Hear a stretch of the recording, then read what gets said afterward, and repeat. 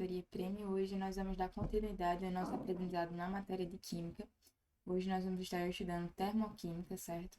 Acredito que já deve ter sido um conteúdo que a maioria deve ter visto pelo cronograma do Aprova, mas os que não viram ainda, vamos aproveitar para revisar, para quem não viu, vamos aproveitar para aprender, certo?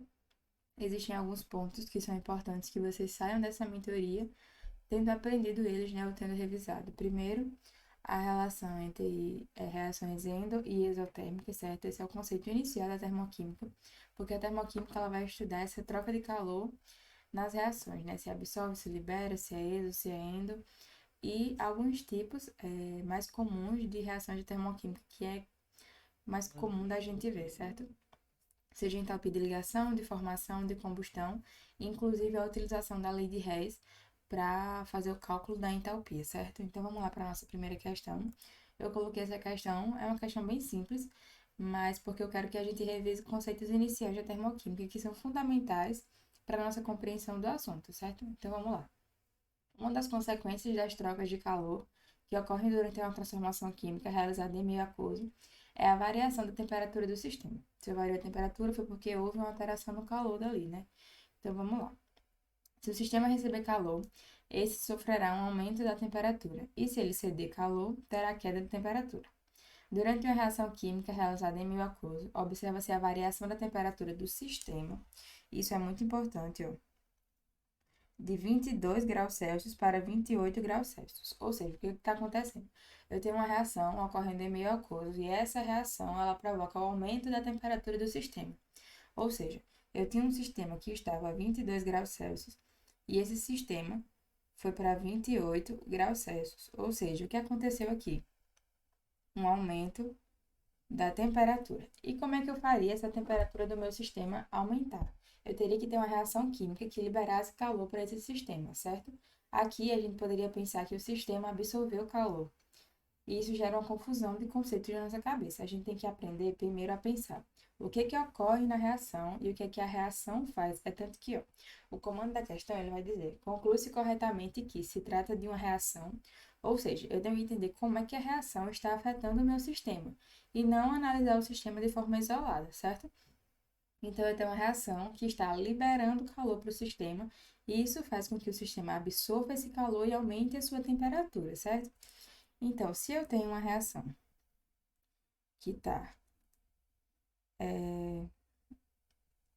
absorvendo calor, isso se tratando da reação em si, eu tenho uma reação endotérmica.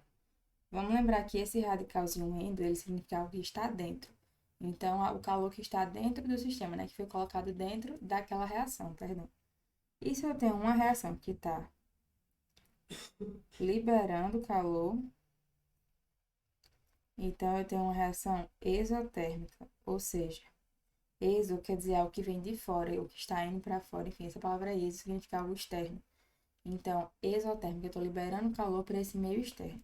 E foi o que eu falei para vocês, que a nossa reação aí, ela está liberando calor para esse meio externo, fazendo com que esse meio externo absorva esse calor e varie a sua temperatura. Ou seja, eu tenho uma reação exotérmica liberando calor, ponto. Então, vamos para as alternativas. Letra A. Exotérmica, pois cedeu calor para o sistema. Tá aqui a nossa resposta, né?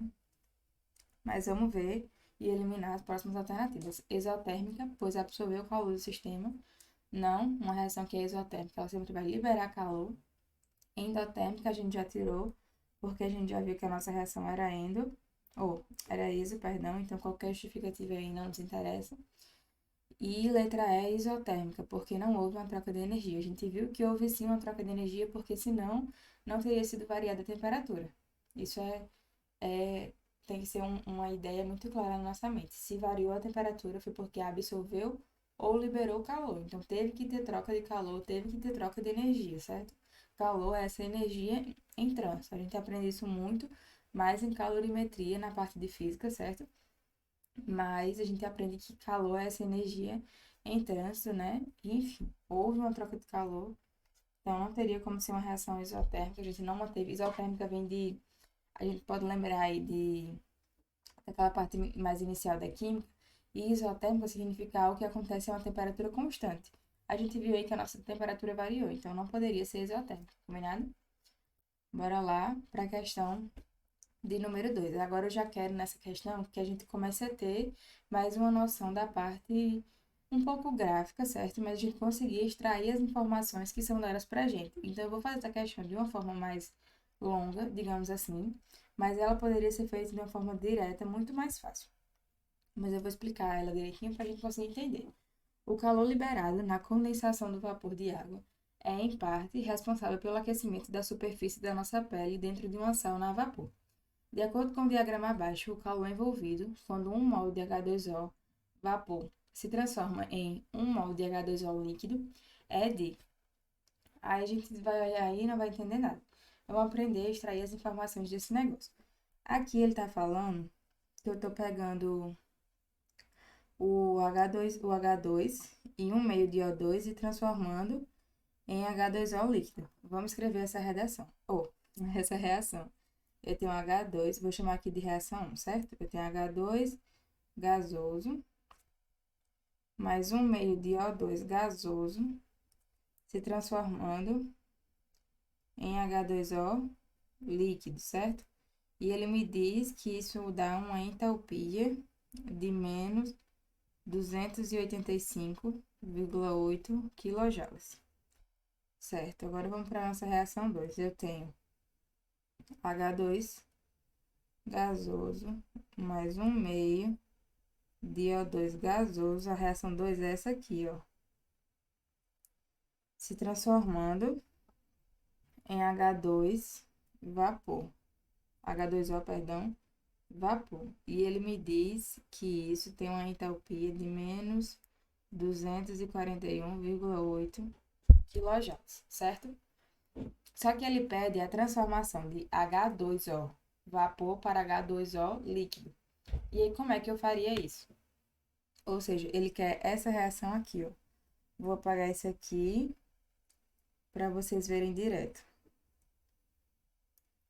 H2O vapor para H2O líquido, ou seja, ele quer essa setinha aqui. Como é que eu faço isso? Vocês conseguem ver que a reação 2, ela vai daqui para cá. E a reação 1, ela vai daqui para cá.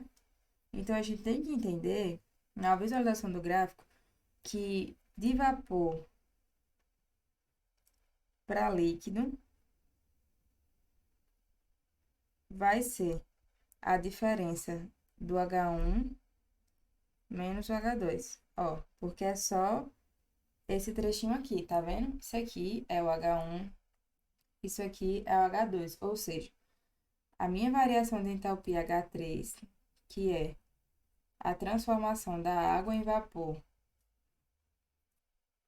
para água em estado líquido,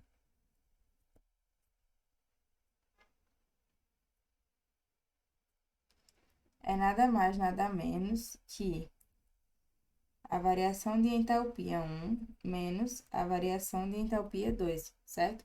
Então, vamos lá. ΔH3 é igual a ΔH1, que é menos 285,8, menos, parênteses, H2, que é menos 241,8.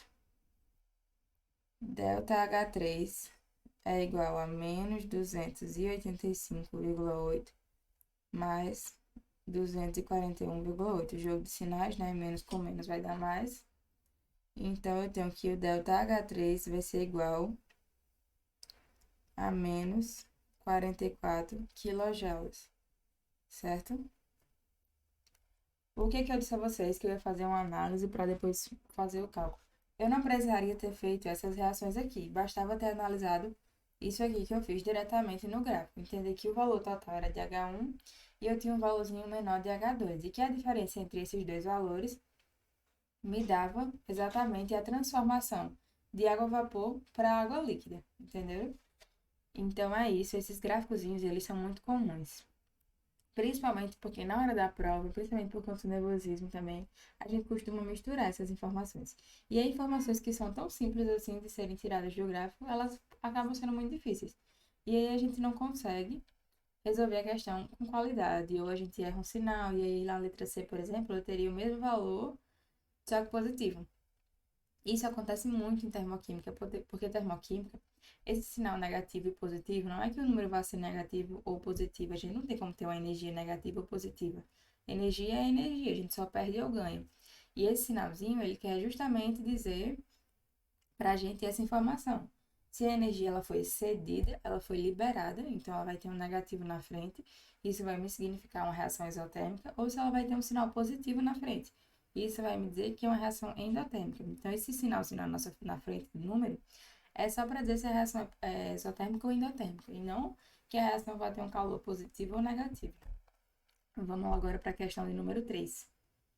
Essa questão também é muito comum. Eu hoje separei poucas questões, mas questões muito assertivas para vocês assistirem essa aula e verem, ó. É isso que cai, e ponto. Então, aqui eu queria discutir alguns conceitos também mais teóricos que resultam, né, em uma parte de cálculo, mas vamos lá. A variação de energia para uma dada reação química é apresentada no gráfico a seguir. A partir da leitura desse gráfico, é possível extrair informações quanto à cinética e obter parâmetros termodinâmicos.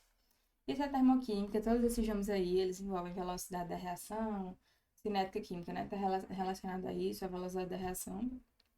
E termodinâmica tem a ver com essa troca de calor, né? Enfim. Mas aí vamos lá. Vamos entender o que é que significam esses números que são dados no gráfico. Esse 200 seria a nossa entalpia 1, entalpia inicial, entalpia dos reagentes. Tudo isso, pessoal, tem o mesmo nome que varia só para confundir nossa cabeça. Esse 75 aqui, ó, significa a entalpia dos produtos, que é igual à entalpia final, que é igual a H2, certo? E um menos o outro me daria a nossa variação de entalpia, né? Ou seja, a variação da entalpia seria o H final menos o H inicial. Então, nosso ΔH vai ser o H final, que é 75, menos o H inicial, que é 200. Então, o meu ΔH vai ser menos 125 quilocalorias por mol, porque essa é a unidade que é dada aqui, certo? Então, ficou meio torto aqui, mas esse aqui é o nosso resultado, certo? Só que vocês percebem que nesse gráfico a gente tem duas coresinhas, certo? O que é que a gente aprende? Essa energia aqui, que está nessa curvinha mais alta, é chamada de energia de ativação, certo? E a energia de ativação é a energia máxima que a reação atinge para depois conseguir formar o seu produto, certo? Essa energia de ativação, ela pode ser alterada. Isso não vai alterar a minha energia final nem a minha energia inicial, mas vai alterar a energia que eu atinjo para conseguir completar a reação. E a gente tem que entender que uma reação que acontece com energia muito alta, ela não é positiva, porque ela vai demandar muita perca de calor, ela vai demandar muitos outros fatores que não vão ser benéficos, principalmente se a gente pensar numa questão industrial. Então, a gente tem, por exemplo, um forno que vai ter uma temperatura muito elevada, não é tão positivo, a não ser que seja extremamente necessário, certo? E aí, o que é que acontece? Desenvolveram-se mecanismos para reduzir essa energia. E aí, vamos chamar, por exemplo, de essa linha vermelha aqui de reação 1 e essa linha azul aqui de reação 2. A gente consegue reduzir essa energia da reação e a reação ainda assim ocorrer, ainda assim obter a mesma variação de entalpia a partir de um catalisador, certo? O catalisador ele não é consumido na reação, mas ele promove uma diminuição da energia de ativação. Então, vou colocar aqui, ó. Diminuição da energia de ativação. Então, o principal benefício que o catalisador fornece para a gente é a rapidez da reação, ou seja, ele aumenta a velocidade, não é que ele aumenta a velocidade da reação, mas, ó, a energia que eu atinjo com o catalisador é 310 quilocalorias. A energia que eu atinjo sem o catalisador é 430, ou seja, a minha reação ela demora muito mais para chegar até o seu ponto máximo e produzir o produto, né? Então, com o catalisador, eu consigo atingir uma menor energia, gastar menos energia, né? E ter uma reação mais rápida. Aí, bora lá para as alternativas. Nesse sentido, assinale a alternativa que apresenta a afirmação correta quanto ao processo apresentado. O processo ocorre em etapa única e absorve 120 quilocalorias de mol. O que foi que eu falei para vocês? O sinalzinho antes do número, né, da entalpia, ele diz para a gente o que aquela reação fez, se ela absorveu, se ela liberou. Aqui a gente tem um sinal negativo, que eu falei para vocês, que significa liberação, né? Uma reação exotérmica.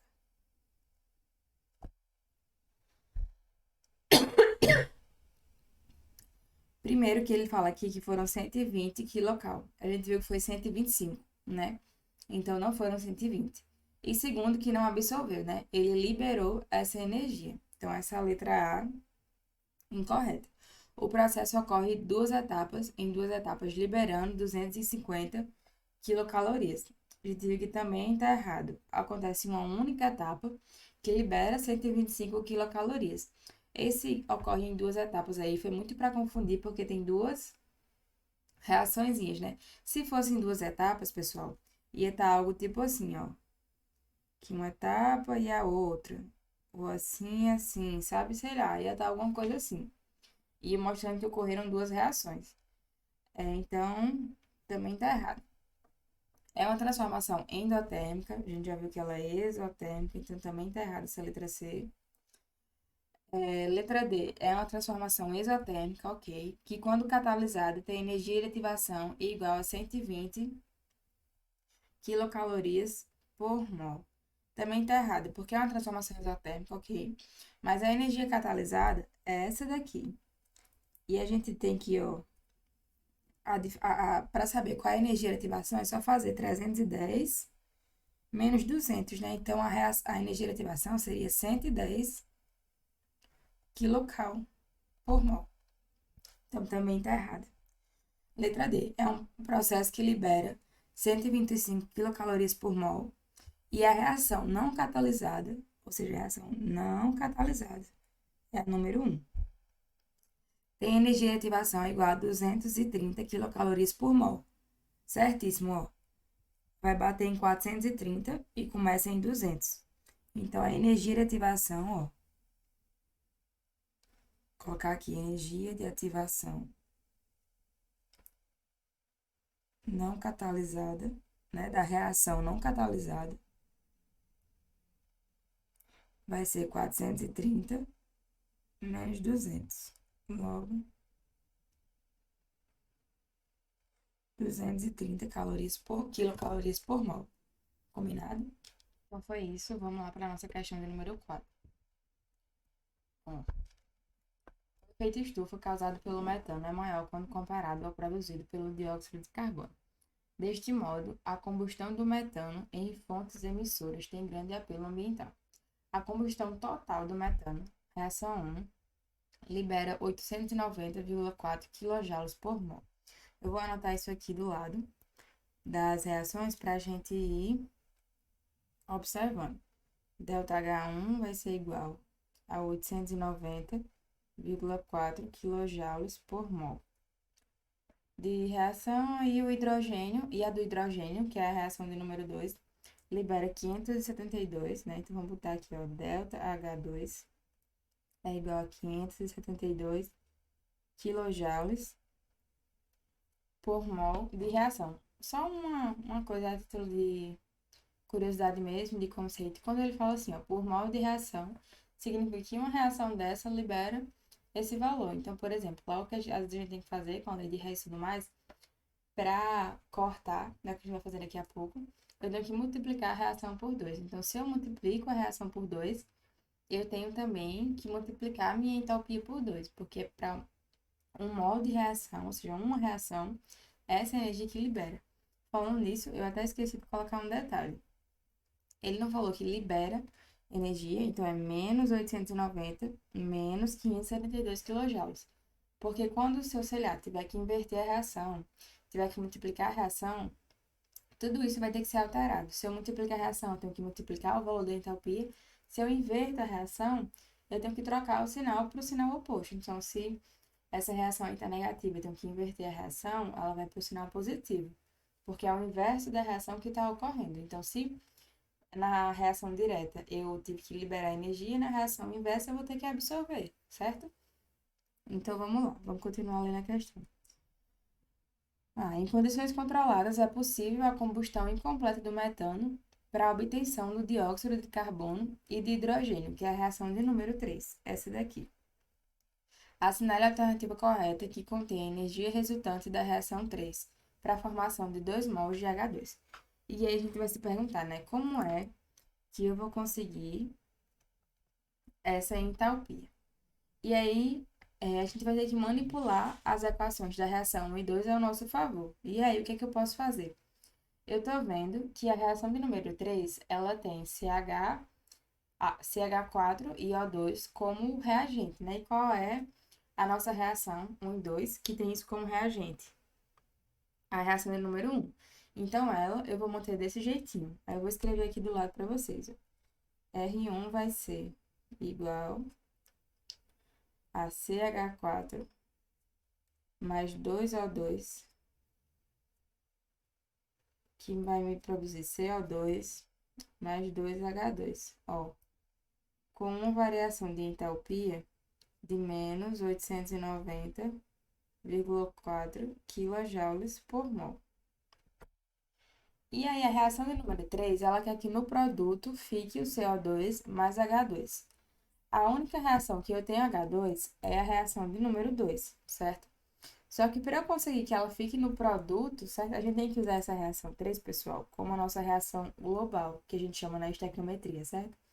Para eu conseguir que esse H2 fique do lado dos produtos, eu tenho que inverter essa equação. Vocês concordam comigo? Então, eu vou reescrever a equação aqui, ó. Então, eu tenho que a reação 2, ela vai ser igual a 2H2O produzindo 2H2 mais O2, certo? Com a entalpia, não era menos 532, então vai ser mais 572 kJ por mol de reação. Aí sim, eu vou produzir a minha reação global, ó. Que nessa questão a gente vai chamar de reação global ou de reação 3, que ele forneceu aqui pra gente, né? Vocês percebem que a reação 3, a gente vai usar ela como base para manipular as outras reações. Então, nesse caso específico, eu não precisei multiplicar por 2, mas, por exemplo, se aqui ele me dissesse que era 2 mols de CH4, então eu teria pegado a minha reação 1 multiplicado por 2, certo? Agora, a gente vai cortar aqui os termos que não nos interessam. Então, por exemplo, nos produtos aqui, eu não tenho H2O. Então, esse produto não me interessa. E eu posso cortar aqui, ó. 2H2O com 2H2O. Aqui eu só tenho um O2 e aqui eu tenho 2. Então, eu posso cortar esse 2 com o O2. E aí, o que é que eu vou ter no final da minha reação? Eu vou ter CH4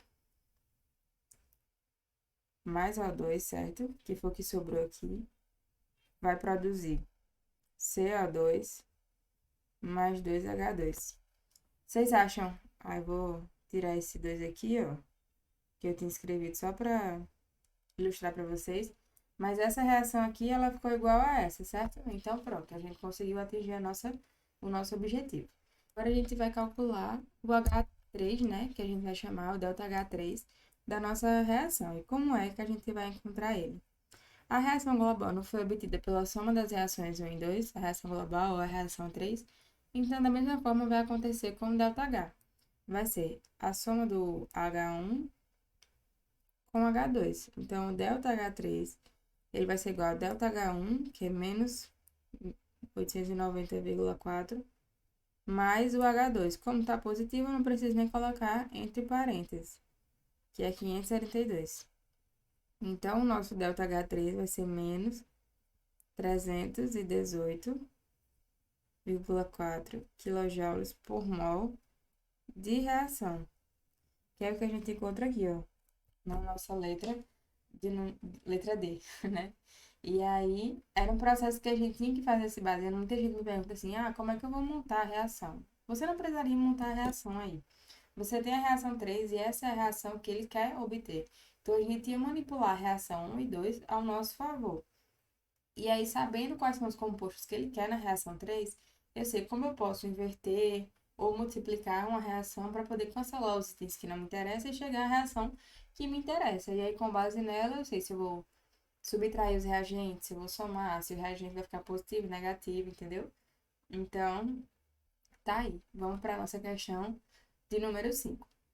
Quando aquecidos a uma temperatura elevada, o coque e o vapor de água produzem uma mistura conhecida como gás de água, que pode ser utilizado como combustível para tantas reações. A equação química que escreve simplificadamente as reações, a reação de obtenção desse gás encontra-se representada abaixo. Ou seja, tem o carbono mais a água, e esse carbono é o que ele chamou de coque, certo? Isso aqui, ó, é o que ele chamou de coque. E aí, ó, vamos lá. Supondo que 3,6 kg de coque estejam completamente convertidos em gás de água, e assumindo que o coque tem a mesma entalpia padrão de formação que o carbono grafite, pode-se concluir que a variação da entalpia do processo em quilojoules é igual a. Eu vou escrever essa reação aqui para a gente ter mais espaço para falar algumas coisas. Então, eu tenho aqui o carbono mais a água. Isso aqui significa que houve um processo de aquecimento, certo? E vai ser produzido monóxido de carbono mais hidrogênio. Quando eu tenho uma substância simples assim, a minha entalpia ela é zero. Ele me disse que a entalpia da água é menos 241,8 e ele me disse que o do CO é menos 110, 110,5. E substância simples tem entalpia zero, a não ser que ele me diga na questão. A gente vai fazer uma questão que, teoricamente, seria uma substância simples. E a entalpia era para ser zero. Mas a questão me informa o valor dessa entalpia, então eu não posso adotar ela como sendo zero. E aí, ou seja, primeiro eu vou achar aqui o ΔH dessa reação e ela vai corresponder a essa quantidade de coque. Ou seja, como é um carbono simples aí, eu tenho aqui 12 gramas de carbono, que é o valor que ele me deu aqui, que significa, vai me dar um ΔHx, certo? Que a gente vai encontrar ali. Então, 3.600 gramas de carbono, de coque, né? Que foi o valor que ele deu aqui, vai me dar um valor Y. Vamos descobrir esses valores.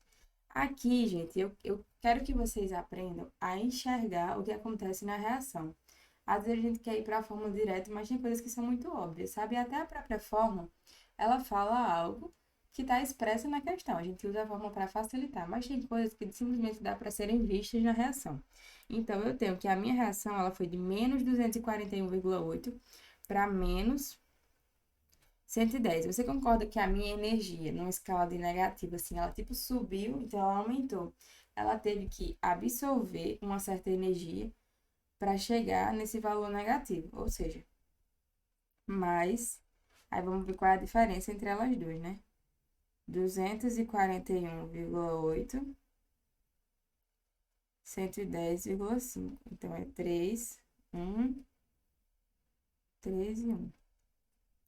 131,5 quilojoules.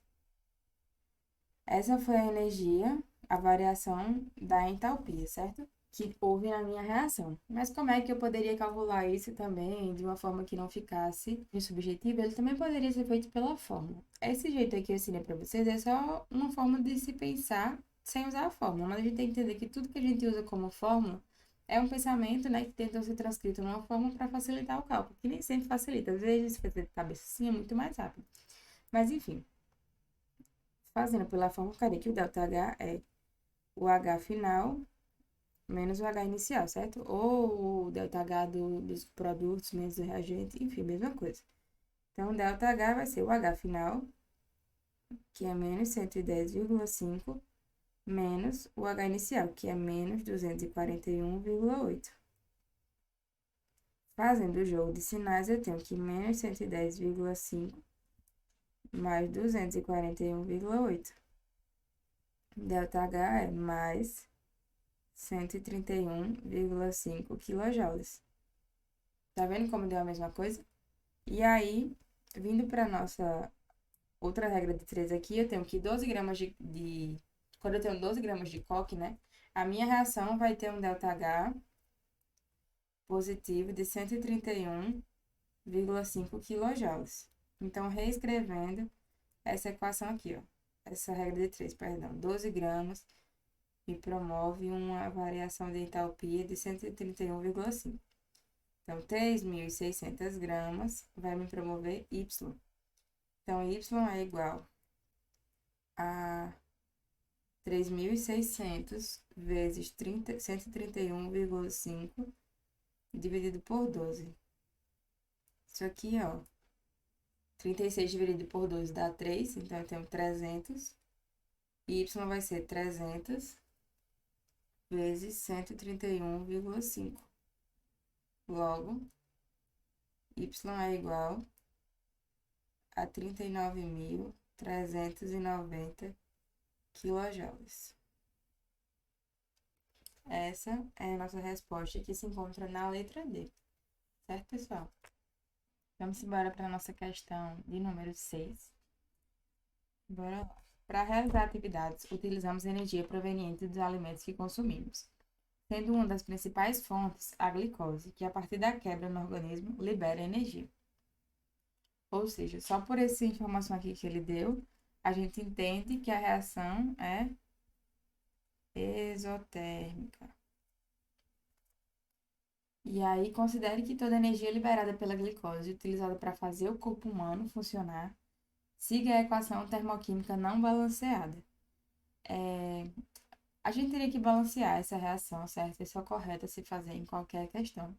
Por coincidência, essa questão a gente não vai precisar.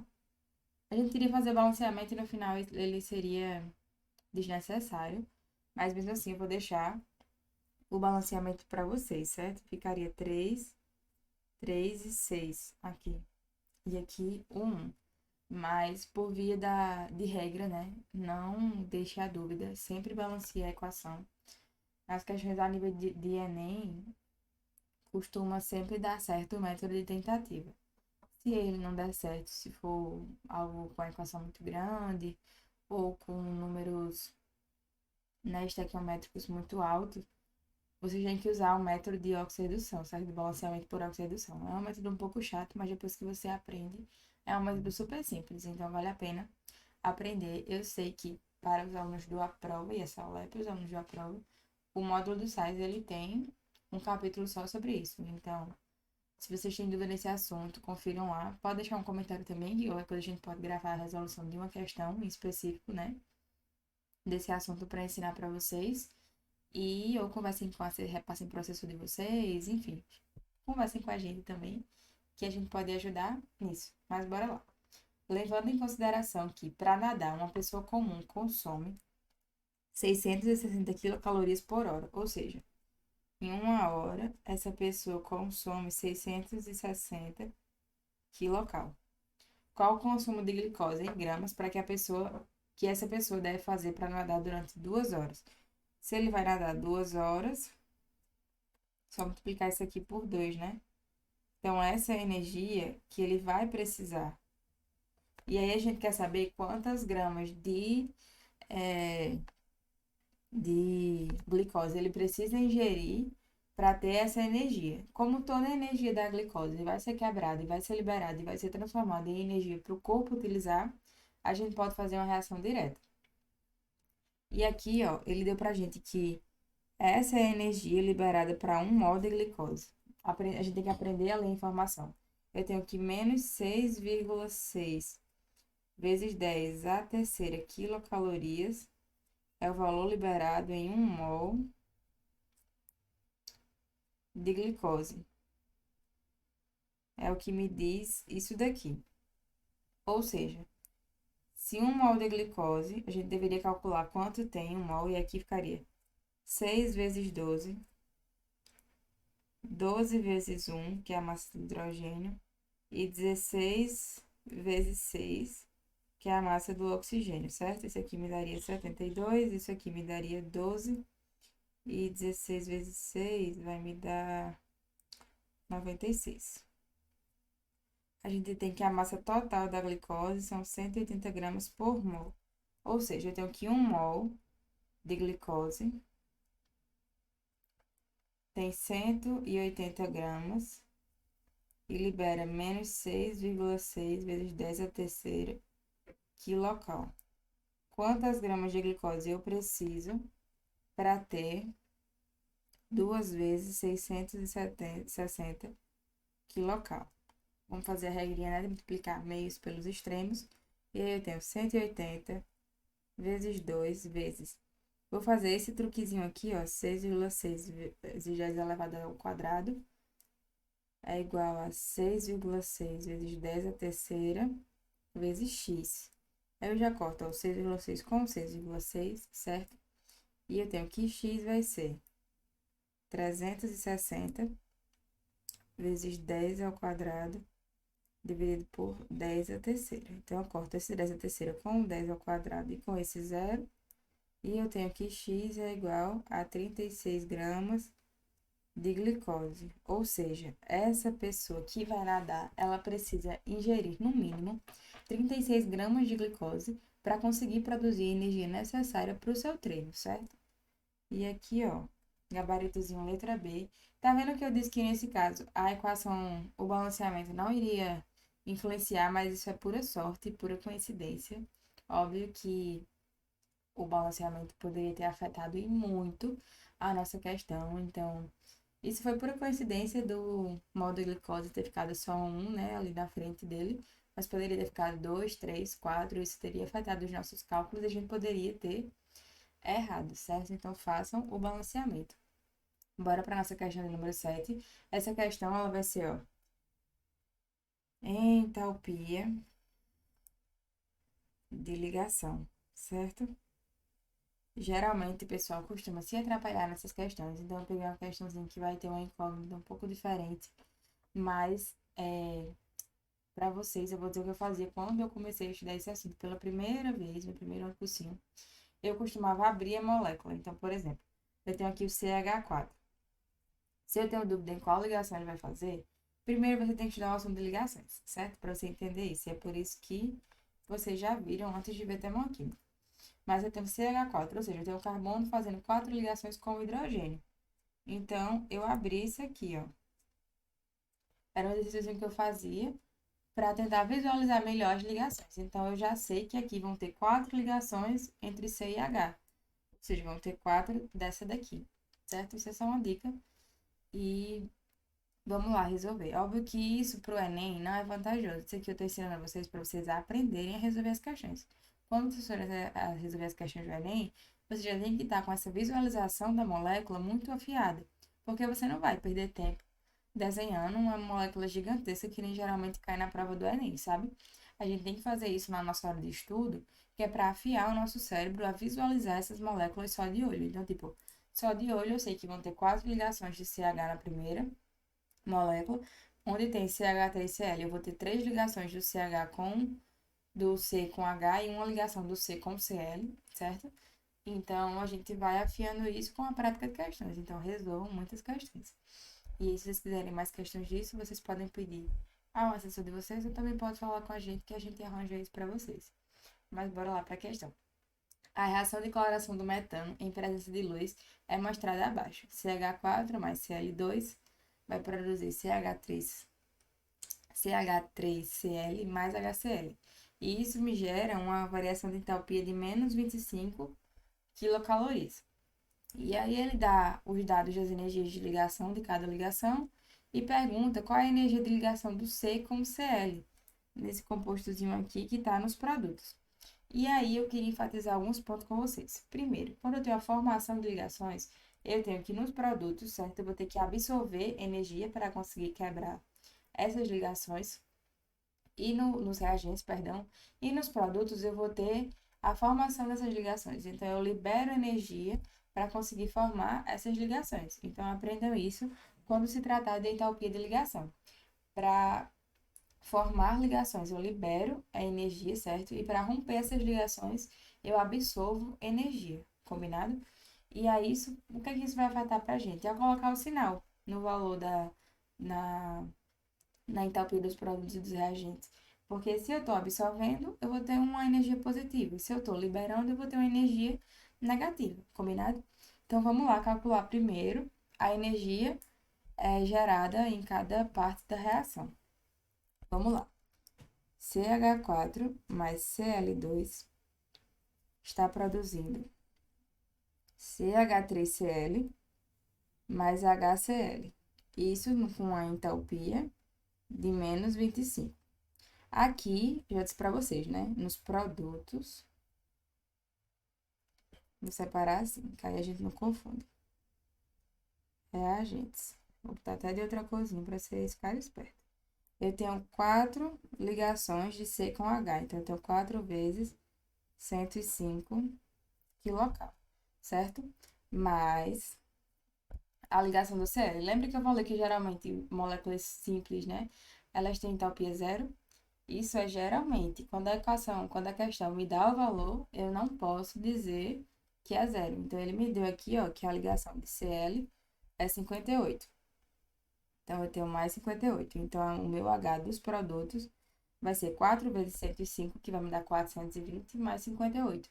Então, eu tenho 478 quilocal. E aí, isso vai ser positivo ou negativo? Eu falei que quando eu estou quebrando moléculas, eu preciso absorver energia. Então, isso aqui é positivo, certo?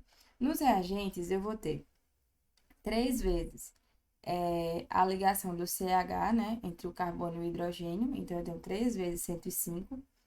E eu tenho a ligação do carbono com o cloro. Só que ele é justamente o valor que ele pede, né? Então, eu tenho 3 vezes 105 mais X. Eu vou chamar a ligação do cloro com o carbono de X, só para facilitar as nossas incógnitas, certo? E aí, eu tenho esse valor aqui, certo? Mais a ligação do hidrogênio com o cloro, que eu tenho aqui, ó, que é 103. Então, nos produtos, eu vou ter 315 mais X mais 103. Então, eu tenho 418 mais X, certo? Então, opa, aqui eu errei, né? H dos reagentes, H dos produtos vai ser igual a 418 mais X. Vou colocar entre parênteses, por quê? Porque essa energia ela vai ser positiva ou negativa? Negativa, por quê? Porque para formar ligações eu libero energia. Então, fica aqui, ó, um negativozinho. E aí, esse negativo vai tanto para o 418 como para o X, certo? Vou deixar assim em evidência, depois a gente distribui da melhor forma. E aí, para finalizar, a gente teria que fazer só a soma, né, do total. E aí, eu vou ter o quê? Vou ter que o ΔH é igual à entalpia dos reagentes mais a entalpia dos produtos, certo? Qual é o meu ΔH? Ele já me deu que é menos 25. Então, eu tenho que menos 25 é igual à entalpia dos reagentes, que é, ó, mais 478, mais a entalpia dos produtos, que não vai ser mais, vai ser menos, certo? Então, eu vou ter esse maisinho só para ilustrar, que seria o correto. Mas como a gente sabe que já é negativo, então eu tenho menos 418 menos x. Aí agora, pessoal, é só conta, ó. Eu vou mandar esse xzinho para lá. Então, eu vou ter x é igual a 478 menos 418 mais 25, certo? Então, eu vou ter que x é igual a 60 mais 25. Eu tenho que x é igual a 85 quilocalorias por mol. Ou seja, esse é o valor da energia de ligação